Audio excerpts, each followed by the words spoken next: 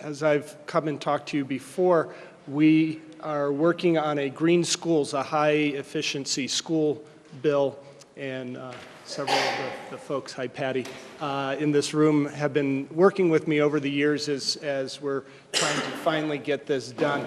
You know, Colorado has been pretty good on publicly financed structures and having pretty high standards that we need to reach. But the problem with our schools, and a lot of the schools that are going to be built in the next few decades, is that the money that is spent to build the school comes out of a completely different pot of money that is used to actually operate the schools.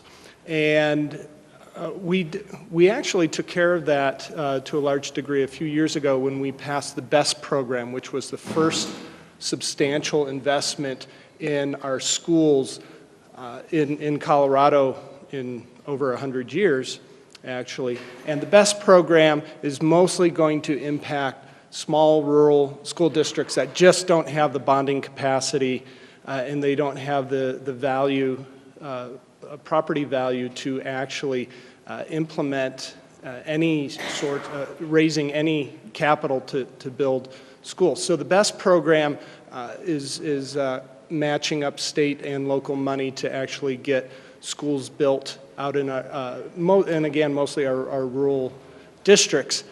And we put some pretty tough standards in place with the BEST program. However, what we have not yet addressed are schools that are built by local districts. 100% of the cost of building the school is done through bond money at the local district. And of course, a lot of almost all of the districts say, well, you know, it's our money going into building the school. We should be able to build it however we want. That might have made sense 25 years ago when the school finance formula worked out that about a third of the money that was going into the operations of schools came from the state. 2/3 of the money was on average being raised and spent at the local level. That formula has reversed. Now for every tax dollar spent in a school on average in Colorado, about almost 70% of that money is coming from the state of Colorado. I think how local districts build a school impacts all taxpayers in Colorado, and we should all be interested in how various districts build their schools. So once again, we're running a bill that will actually make sure that our schools built that are going to be there, they're going to be using power, energy, water here in Colorado over the next 50 years, that those are built to the absolute best standards possible. The key that we've really found here is that we need the third-party verification coming in. And we've been working with, we'll call them the opposition, the loyal opposition to this bill and to this idea. But we want a lot of local control. We want a lot of flexibility. It should be up to the local district exactly how it's done. But we need somebody to come in and verify that these schools are being built to a high energy efficiency standard.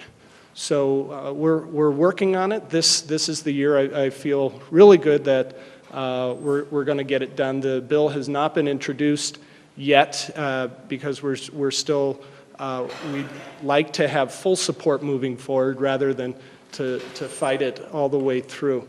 But I like what Representative Jones also said about kind of the golden age of renewable energy bills and energy efficiency bills a few years ago. We are really hoping to get back to that. Open the newspaper today and see the layoffs from Vestas, and some people use that as proof that what we did a few years ago isn't working. I say that's proof that we're not being sustainable in our policies, and especially policies coming out of Washington or not coming out of Washington. Our policies have to be sustainable as well if we really want to move Colorado forward.